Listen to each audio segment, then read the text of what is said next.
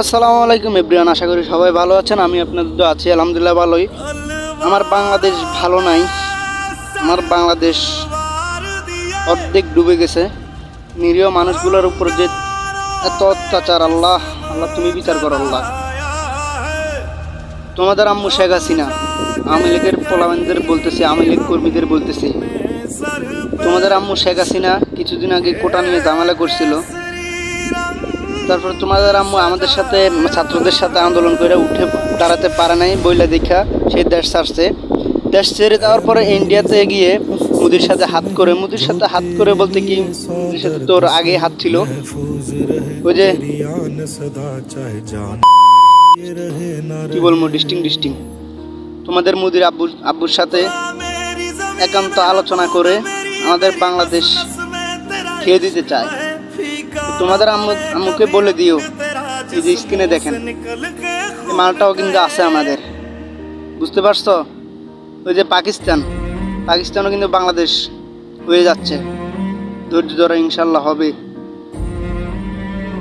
তো তোমাদের আম্মু একান্ত আলাপ করে বাংলাদেশ খেয়ে দিতে চাচ্ছে। ইন্ডিয়ার বর্ডার গার্ড খুলে দিয়ে বাংলাদেশ অর্ধেক প্রায় ডুবিয়ে দিয়েছে। তো আমাদের কেউ লাগবে না, আমাদের আল্লাহ আছে, আল্লাহ আমাদেরকে হেফাজত করবে। আমরা সব সময় ন্যায়ের পথে থাকি, অন্যায়কে ছাড় দিই না, ন্যায়ের পথে সব সময় থাকার চেষ্টা করি। আর ছাত্র ভাইদের তুমি অনেক মারছো, তুমি মাইরা টাইরা সব শেষ কইরা বাংলাদেশের অর্ধেক পাবলিক শেষ কইরা তুমি দেশ ছাড়ছো, পুরো বাংলাদেশ ধ্বংস করে তুমি দেশ ছাড়ছো, ঠিক আছে? তুমি বাংলাদেশ ধ্বংস করে তুমি দেশ ছাড়ছো। এখন দেশ ছাইরা তুমি মোদি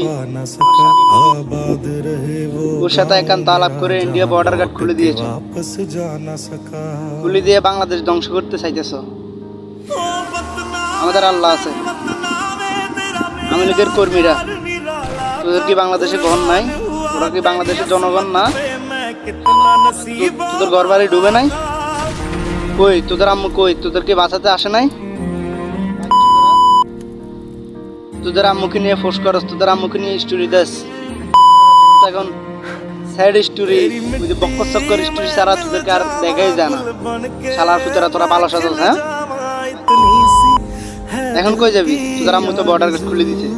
তবে একটা কথা ভেবে দেখছেন কি, শত্রু রাষ্ট্র বাংলাদেশের পতাকা নিয়ে বাংলাদেশ বাংলাদেশ বলে স্লোগান দিচ্ছে, আর বন্ধু রাষ্ট্র ইন্ডিয়া রাতের আধারে বাত খুলে দিচ্ছে, কোনো প্রকার প্রস্তুতি নেওয়ার সুযোগ না দিয়েই। হে আল্লাহ, আপনি আমাদের এই ভয়ঙ্কর বন্যা থেকে হেফাজত করুন, আমিন। ओ माई मेरी क्या फिक्र तुझे, क्यों आँख से दरिया बहता है? तू कहती थी तेरा चांद हूँ मैं, और चांद हमेशा रहता है।